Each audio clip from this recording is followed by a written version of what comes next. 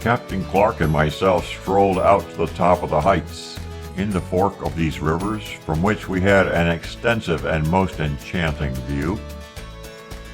The country in every direction around us was one vast plain in which innumerable herds of buffalo were seen attended by the shepherds, the wolves, and verdure perfectly clothed the ground.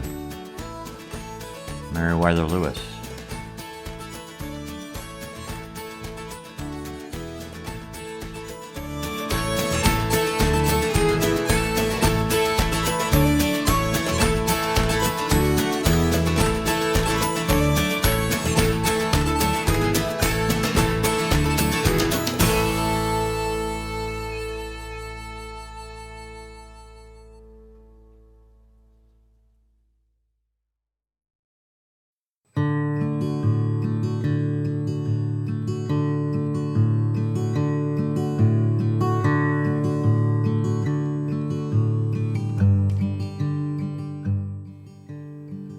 In June 2024, I drove my car through the Kansas City suburbs alongside the Missouri River as closely as possible. Meriwether Lewis and William Clark, with more than 36 recruited men, 44 at one count, had parked their keelboat in two pirogues in the vicinity in 1804. Today, the Army's Fort Leavenworth dominates the heights along the Kansas shore of the river here. Across the river is Weston Bend in the current state of Missouri. The Corps of Discovery had been navigating the Big Brown for over a month from St. Louis.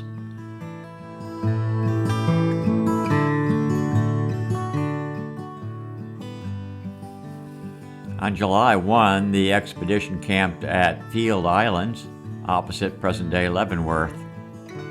A French boatman in the party told Clark that the two islands were livestock pasture for Fort de Cavagnal, a French outpost. They may also have been farmed by the Kansas Indians, whose old village lay just upstream. On July 2, the boats were forced to wait for a dangerous mass of driftwood to pass. It took half an hour. Later that day, along today's Weston Bend, visible from the outlook, the current was so strong that we could with difficulty stem the current with our 20 oars and all the poles we had. At noon, during a layover at Bear Medicine, later Kickapoo Island, the crew spent 4 hours installing a new cottonwood mast for the keelboat, as the mast had broken 2 days earlier. Clark observed that in the course of the evening and night it turned of a beautiful red color.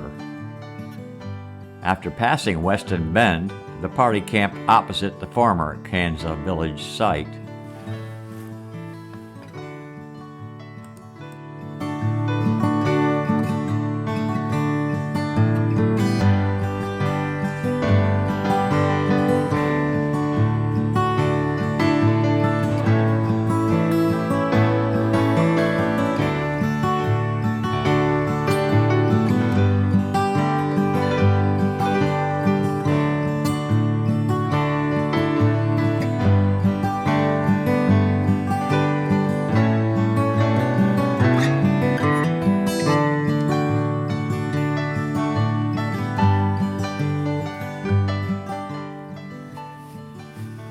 As June of 1804 turned into July, the hot Missouri summer took a toll on the Lewis and Clark expedition. On June 30, the 46-man crew took a 3-hour break as, quote, the men become very feeble from the 96-degree heat. The next day, the crew took another 3-hour break to refresh the men who were very much overpowered with the heat. On July 2, the day the expedition passed Weston Bend, it was again exceedingly hot. Fortunately, deer, until now the staple of the men's diet, were everywhere. Hunters brought in 9 deer on June 30. The next day, Clark reported Turkeys are plenty on the shore, as well as raspberries and grapes. The day after that, Clark wrote that deer sign has become so common, it is hardly necessary to mention them.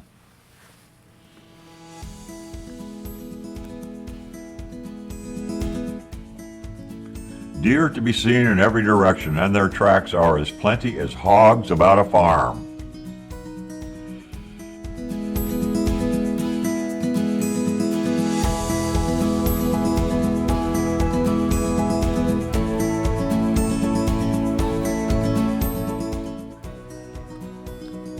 Days before the 4th of July, 1804, a court-martial had been held to determine the fate of 2 crew who had tapped into a barrel of whiskey while on guard duty. Guilty verdicts and lashes were administered. A swivel cannon at dawn and dusk was fired on the 4th, and all the men were rewarded an extra gill of whiskey nevertheless. The party camped near a watery outflow that the captains named Independence Creek. They already were in considerable awe of the plains, stretched out from the left bank of the river, as well as the apparent abundance of wildlife. Not all the life was friendly. Private Joseph Field got bitten on the foot by a snake.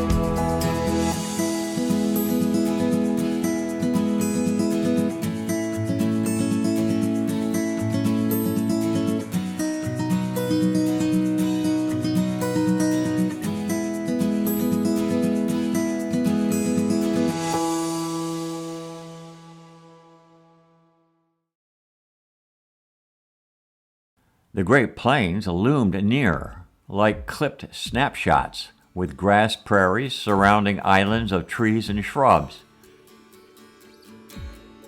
Spreading their lofty branches over pools, springs, or brooks in fine water, groups of shrubs covered with the most delicious fruit is to be seen in every direction, and nature appears to have exerted herself to beautify the scenery by the variety of flowers, delicately and highly flavored, raised above the grass, which strikes and perfumes the sensation and muses the mind. So magnificent a scenery, in a country thus situated far removed from the civilized world, to be enjoyed by nothing but the buffalo, elk, deer, and bear, in which it abounds, and savage Indians. Clark.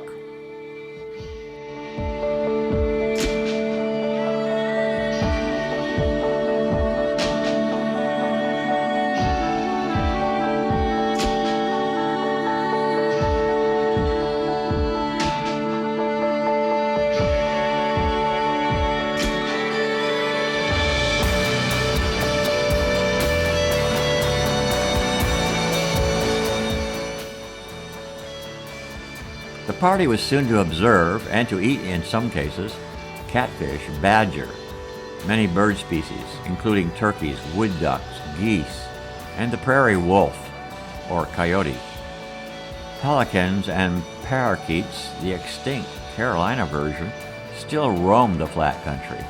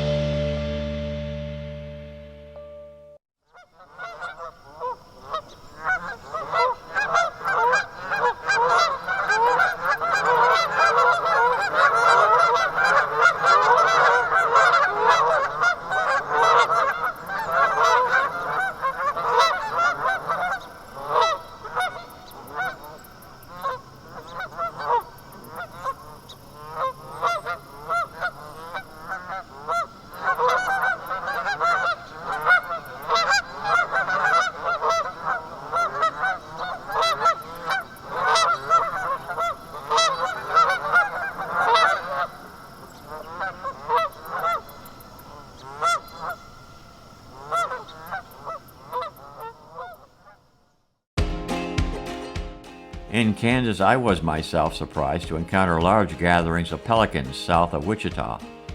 I had believed such flying scavengers kept themselves to the coasts.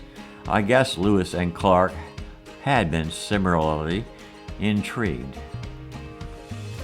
Kansas is not all grass. There are places that invite waterfowl, such as the salt marshlands and sand prairies at Cheyenne Bottoms and the nearby Quivira National Wildlife Refuge. These habitat attract even rare birds like whooping cranes that spend the summer breeding in Canada's Wood Buffalo National Park, which I have visited, and the winter in Texas.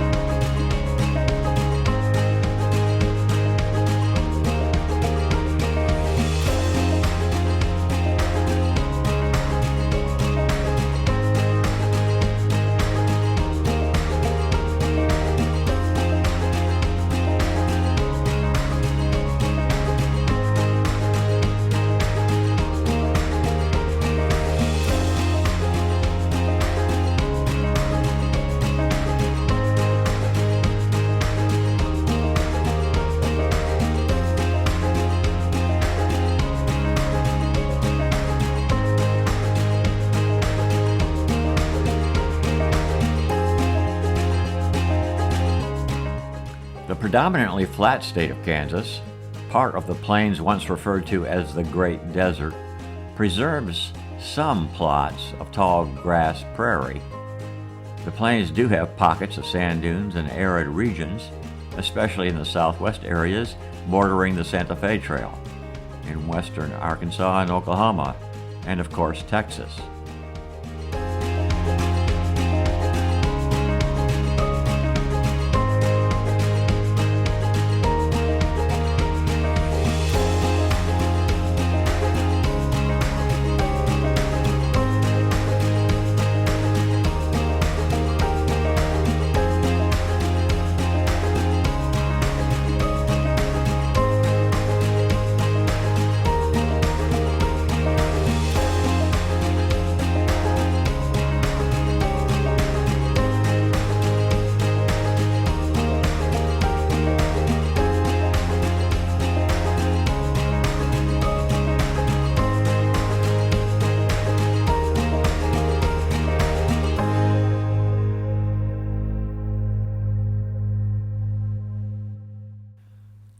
In July, the Corps was well on its way into the Great Empty. Hot summer days kept the men mostly sweat wet and a host of bugs and mosquitoes as the boats plowed northerly against the Missouri Current on a course that approximately bounds today's states of Kansas and Nebraska on the west shore and northern Missouri and Iowa on the eastern shore. To me, in 2024, on the route between Kansas City and Nebraska City, I found no consistently flat land, but rather vast, rolling hills. These one-time prairies are now replaced to the horizon acres of corn, grains, and recently tilled and cultivated soil. I have to give credit where credit is due to the skilled farmers of the center of the country. Once the cultivators, as the new settlers were called, created abundance where before it was believed that only desert existed. Today it appears that large farm conglomerates command the horizon.